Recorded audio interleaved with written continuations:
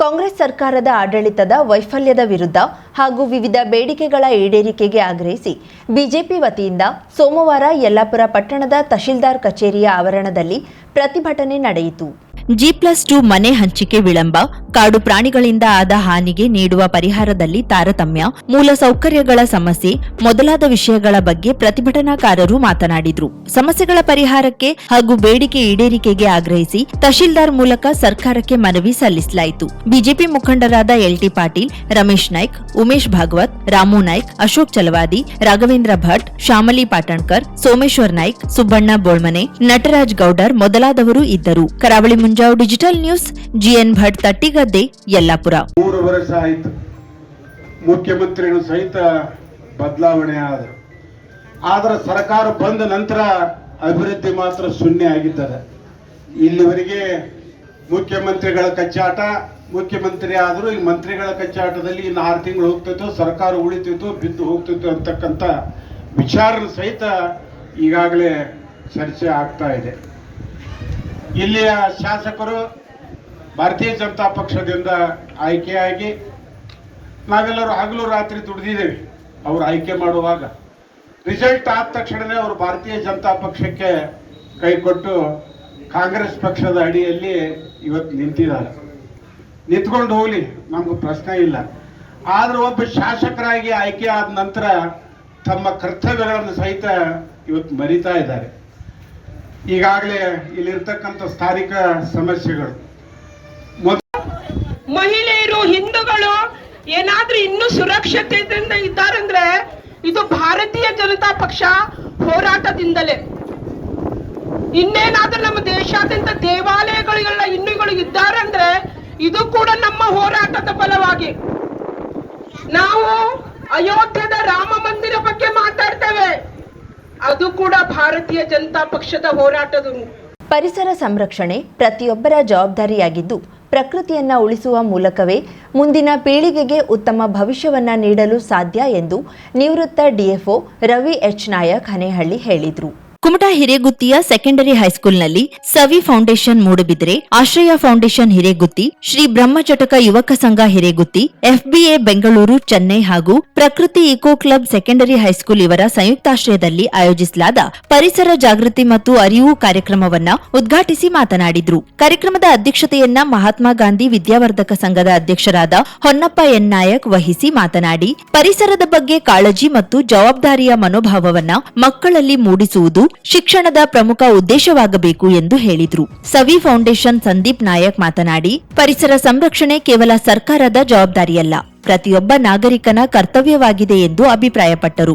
ಆಶ್ರಯ ಫೌಂಡೇಶನ್ ಅಧ್ಯಕ್ಷ ರಾಜೀವ್ ಗಾಂವ್ಕರ್ ಮಾತನಾಡಿ, ಇಂದಿನ ಯುವ ಪೀಳಿಗೆಯಲ್ಲಿ ಪರಿಸರ ಪ್ರಜ್ಞೆ ಬೆಳೆಸುವುದು ಅತ್ಯಗತ್ಯವಾಗಿದೆ ಎಂದು ಕರೆ ನೀಡಿದರು. ಕುಮಟಾದ ಡಿಪ್ಲೊಮಾ ಕಾಲೇಜಿನ ನಿವೃತ್ತ ಪ್ರಾಂಶುಪಾಲ್ ರತನ್ ಗಾಂವ್ಕರ್ ಪರಿಸರ ಸಂರಕ್ಷಣೆಯ ಮಹತ್ವದ ಕುರಿತು ಮಾತನಾಡಿದರು. ಕಾಲೇಜಿನ ನಿವೃತ್ತ ಉಪನ್ಯಾಸಕ ಮಹೇಶ್ ನಾಯಕ್ ಸಗಡ್ಗೇರಿ, ಹೈಸ್ಕೂಲ್ ಆಡಳಿತ ಮಂಡಳಿಯ ಸದಸ್ಯ ಹಾಗೂ ನಿವೃತ್ತ ಶಿಕ್ಷಕ ಎನ್.ಟಿ. ನಾಯಕ್, ವಿಶ್ರಾಂತ ಹೈಸ್ಕೂಲ್ ಮುಖ್ಯಾಧ್ಯಾಪಕ ಹಾಗೂ ಲೇಖಕ ಎನ್.ಆರ್. ಗಜು ಮಾತನಾಡಿದ್ರು. ಈ ಸಂದರ್ಭದಲ್ಲಿ ಎಸ್ಎಸ್ಎಲ್ಸಿ ಪರೀಕ್ಷೆಯಲ್ಲಿ 90ಕ್ಕಿಂತ ಹೆಚ್ಚು ಅಂಕ ಗಳಿಸಿದ ಸಾಧನೆ ಮಾಡಿದ ವಿದ್ಯಾರ್ಥಿಗಳಾದ ಸೃಜನ್ ಗೌಡ, ಕಾರ್ತಿಕ್ ಗೌಡ, ಭೂಮಿಕಾ ಹರಿಕಾಂತ್ರ ಹಾಗೂ ಭವ್ಯ ಗೌಡ, ಮಾನ್ವಿ ಮೂಡಂಗಿ ಅವರನ್ನ ಸವಿ ಫೌಂಡೇಶನ್ ವತಿಯಿಂದ ಸನ್ಮಾನಿಸಿ ಬಹುಮಾನ ವಿತರಿಸಲಾಯಿತು. ವಿಶ್ವ ಪರಿಸರ ದಿನಾಚರಣೆ ಅಂಗವಾಗಿ ಕಾರವಾರದಲ್ಲಿ ನಡೆದ ಜಿಲ್ಲಾ ಮಟ್ಟದ ಪ್ರಬಂಧ ಸ್ಪರ್ಧೆಯಲ್ಲಿ ತೃತೀಯ ಸ್ಥಾನ ಪಡೆದ ಹೈಸ್ಕೂಲ್ ವಿದ್ಯಾರ್ಥಿನಿ ಎನ್.ವಿ. ಇಂಪನಾಳಿಗೆ ಪ್ರಶಸ್ತಿ ಫಲಕ ನೀಡಿ ಅಭಿನಂದಿಸಲಾಯಿತು. ಇದೇ ರೀತಿ ಪ್ರತಿಭಾವಂತ ವಿದ್ಯಾರ್ಥಿ ಪ್ರೀತಂ ಪಾಲನ್ಕರ್ಗೆ ಶಿಕ್ಷಣ ಪ್ರೋತ್ಸಾಹಕ್ಕಾಗಿ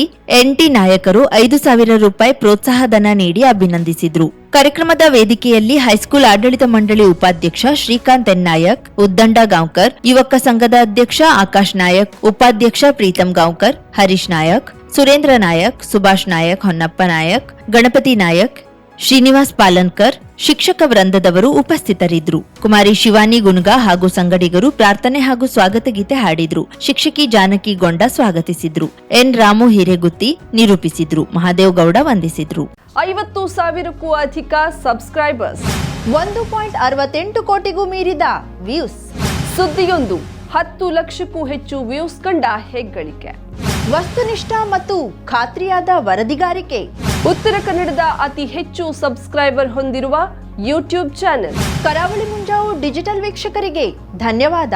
ಇನ್ಮುಂದೆ ಸುದ್ದಿಯಿಲ್ಲ, ಮತ್ತಷ್ಟು ಸೊಗಸು. ನಿಮ್ಮಲ್ಲಿಯ ಸಭೆ ಸಮಾರಂಭ, ಅಂಗಡಿ, ವ್ಯಾಪಾರ ಮಳಿಗೆಯ ಸಹಕಾರಿ ಸಂಸ್ಥೆಯ ಶುಭಾರಂಭದ ಕಾರ್ಯಕ್ರಮಗಳ ವಿಸ್ತೃತ ವಿಡಿಯೋ ಸುದ್ದಿ. ಸಂಪರ್ಕಿಸಿ ನಮ್ಮ ಕರಾವಳಿ ಮುಂಜಾವು ಡಿಜಿಟಲ್ ಪ್ರತಿನಿಧಿಗಳನ್ನ.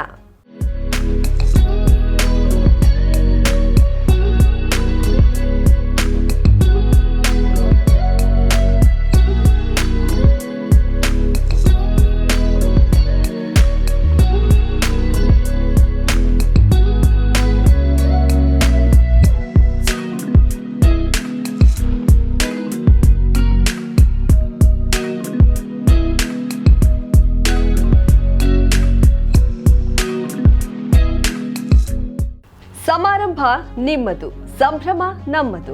ನೋಡ್ತಾ ಇರಿ ಕರಾವಳಿ ಮುಂಜಾವು ಡಿಜಿಟಲ್.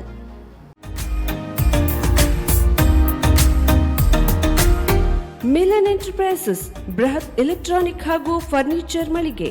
ಉತ್ತರ ಕನ್ನಡ ಜಿಲ್ಲೆಯಲ್ಲೇ ಅತಿ ಹೆಚ್ಚು ಮಳಿಗೆಗಳನ್ನ ಹೊಂದಿರುವ, ಅತಿ ಹೆಚ್ಚು ಸಂತೃಪ್ತ ಗ್ರಾಹಕರನ್ನ ಹೊಂದಿರುವ ಮೂಲಕ ಹೆಗ್ಗಳಿಕೆಗೆ ಪಾತ್ರವಾಗಿರುವ ಏಕೈಕ ಸಂಸ್ಥೆ ಮಿಲನ್ ಎಂಟರ್ಪ್ರೈಸಸ್.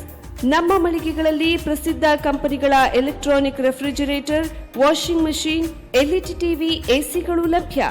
ಭಾರತದ ಕರಾವಳಿ ಹವಾಮಾನಕ್ಕೆ ಹೊಂದಿಕೊಳ್ಳುವ ನಂಬರ್ 1 ಬ್ರ್ಯಾಂಡ್ ಆದ ಗೋದ್ರೇಜ್ ಕಂಪನಿಯ ಕಪಾಟು, ಆಫೀಸ್ ಟೇಬಲ್, ಆಫೀಸ್ ಚೇರ್, ಬ್ಯಾಂಕ್ಗಳಿಗೆ ಹಾಗೂ ಚಿನ್ನದ ಅಂಗಡಿಗಳಿಗೆ ಬೇಕಾಗುವ ಸೇಫ್ ಲಾಕರ್ಗಳು ಅತಿ ಕಡಿಮೆ ಬೆಲೆಯಲ್ಲಿ ಲಭ್ಯವಿದೆ. Teak wood sofa set, wooden dining table ಹಾಗೂ ಗ್ರಾಹಕರಿಗೆ ಬೇಕಾಗುವ ಅಳತೆಯಲ್ಲಿ ನಿಮ್ಮ ಮನೆಗೆ ಹೊಂದಿಕೊಳ್ಳುವ ಹಾಗೆ ಫರ್ನಿಚರ್ ಗಳನ್ನ ಮಾಡಿಕೊಡಲಾಗುವುದು. ಕಸ್ಟಮೈಸ್ಡ್ ಕಿಚನ್, ವಾರ್ಡ್ರೋಬ್ ಗಳನ್ನ ಅತಿ ಹೆಚ್ಚು ವರ್ಷಗಳ ಕಾಲ ಬಾಳಿಕೆ ಬರುವ ಹಾಗೆ ವಾರಂಟಿಯೊಂದಿಗೆ ಮಾಡಿಕೊಡಲಾಗುವುದು. ನಮ್ಮಲ್ಲಿ ಡ್ಯೂರಾಫ್ಲೆಕ್ಸ್, ಗೋದ್ರೇಜ್ ಕಂಪನಿಯ memory foam mattress, orthopaedic mattress, spring ಮ್ಯಾಟ್ರೆಸ್ಗಳು ಕಡಿಮೆ ಬೆಲೆಯಲ್ಲಿ ಲಭ್ಯ. ವಿವಿಧ ಕಂಪನಿಗಳ ನವೀನ ಮಾದರಿಯ ಮಿಕ್ಸರ್, ಗ್ರೈಂಡರ್, ಫ್ಯಾನ್, ಕುಕ್ಕರ್, ತವಾ, ಫ್ಲಾಸ್ಕ್, ಮೈಕ್ರೋ ಓವೆನ್ಗಳು ಲಭ್ಯವಿದೆ. 0% ಬಡ್ಡಿಯೊಂದಿಗೆ ಸ್ಥಳದಲ್ಲಿಯೇ ಬಜಾಜ್ ಫೈನಾನ್ಸ್ ನಿಂದ ಸಾಲ ಸೌಲಭ್ಯವಿದೆ. ಮಿಲನ್ ಎಂಟರ್ಪ್ರೈಸಸ್ ನಲ್ಲಿ ಖರೀದಿ ಮಾಡುವ ಗ್ರಾಹಕರಿಗೆ ಡಿಸ್ಕೌಂಟ್ ಮತ್ತು ಗಿಫ್ಟ್ ಜೊತೆಗೆ ಪ್ರತಿ 2,000 ರೂಪಾಯಿಗಳ ಖರೀದಿಗೆ ಒಂದು ಬಂಪರ್ ಲಕ್ಕಿ ಡ್ರಾ ಕೂಪನ್ ನೀಡಲಾಗುವುದು. ಈ ಲಕ್ಕಿ ಡ್ರಾ ನಲ್ಲಿ 7 ಲಕ್ಷದವರೆಗೆ ಬಹುಮಾನ ಗೆಲ್ಲುವ ಅವಕಾಶ ನಿಮ್ಮದಾಗಿರುತ್ತದೆ. ಲಕ್ಕಿ ಡ್ರಾದಲ್ಲಿ 1 ಕಾರ್, 2 ಬೈಕ್ ಮತ್ತು ರೆಫ್ರಿಜರೇಟರ್, ವಾಷಿಂಗ್ ಮಷೀನ್ ಸೇರಿದಂತೆ 30 ಲಕ್ಕಿ ಗ್ರಾಹಕರಿಗೆ ಬಹುಮಾನ ಗೆಲ್ಲುವ ಅವಕಾಶ. ಗ್ರಾಹಕರ ಸಂತೃಪ್ತಿಗೆ ನಮ್ಮ ಮೊದಲ ಆದ್ಯತೆ ಎನ್ನುವುದು ಮಿಲನ್ ಎಂಟರ್ಪ್ರೈಸಸ್ ನ ವಾಕ್ಯ. ಉತ್ತರ ಕನ್ನಡ ಜಿಲ್ಲೆಯ ನಮ್ಮ ಶೋರೂಮ್ಗಳಾದ old Mahalakshmi super market, Mulla stop ಹತ್ತಿರ, ಕಾಜುಬಾಗ್, ಕಾರವಾರ, ಅಗ್ರಿಕಲ್ಚರ್ ಆಫೀಸ್ ಎದುರುಗಡೆ, ಮಾಸ್ತಿಕಟ್ಟೆ ರೋಡ್, ಹೊನ್ನಾವರ, ಸೀಮಾ ಕಾಂಪ್ಲೆಕ್ಸ್ ಹತ್ತಿರ, Moni Basti main road, Bhatkal, Indian bank ಎದುರು, CP Bazaar road, Sirsi, JS building, JN road, Dandeli, KS building, Motikeri road, Haliyal. ಇಲ್ಲಿಗೆ ತಪ್ಪದೇ ಭೇಟಿ ನೀಡಿ ಸಂತೃಪ್ತರಾಗಿ.